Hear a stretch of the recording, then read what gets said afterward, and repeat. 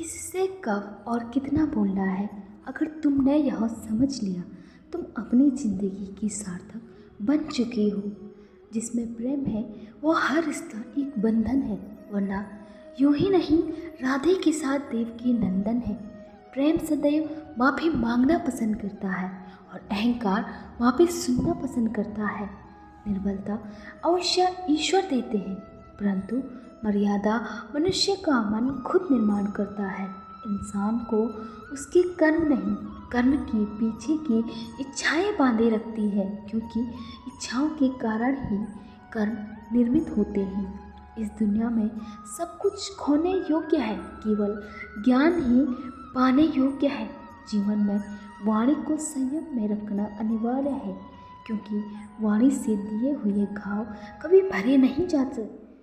चाहे कितना भी बुरा क्यों ना हो तुम्हारे साथ, पर यकीन रखना इसमें भी ईश्वर ने कुछ न कुछ अच्छा ही सोचा होगा तुम्हारे लिए।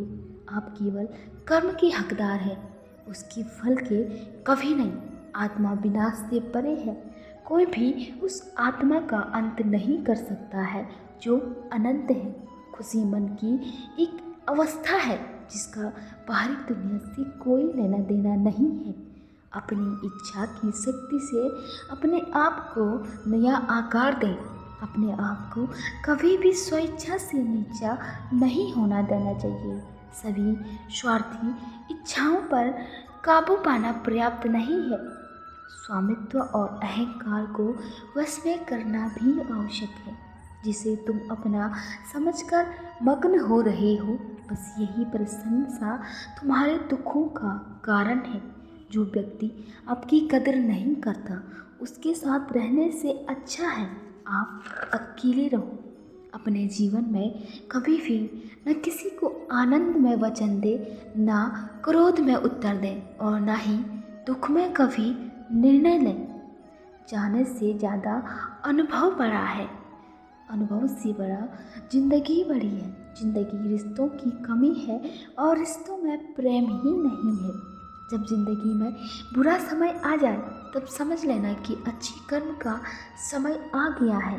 भरोसा अगर खुद पर रखो तो ताकत बन जाता है, और दूसरों पर रखो तो कमजोरी बन जाती है। आप कब सही थे यह कोई याद नहीं रखता, लेकिन आप कब गलत थे इसे सब याद रखते हैं। दूसरों के कर्मों का श्रेय स्वयं लेकर आप ज्येष्ठ बन सकते हैं, लेकिन श्रेष्ठ कदापि नहीं।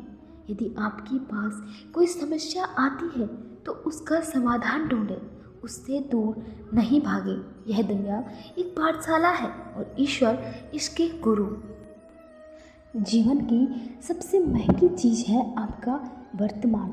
एक बार चला जाए तो फिर पूरी दुनिया की संपत्ति देकर भी उसे हम खरीद नहीं सकते।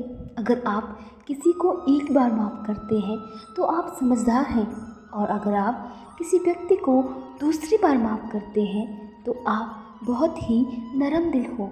लेकिन आप तीसरी बार भी उस व्यक्ति को माफ़ करते हो तो आप दुनिया की सबसे बड़े बेवकूफ़ हो। स्पष्ट बोलने वाला व्यक्ति अगर एक अच्छे कांटे की भांति होता है, इसमें थोड़ी देर के लिए दर्द जरूर होता है, लेकिन फ़ायदा ज़िंदगी भर रहता है। हमें हमारे विचार ही बनाते हैं, इसलिए शब्दों पर नहीं अपनी सोच पर ध्यान दो। विचार हमेशा जिंदा रहते हैं। धरती पर जिस प्रकार मौसम में बदलाव आता है, उसी प्रकार जीवन में सुख दुख आता जाता रहता है।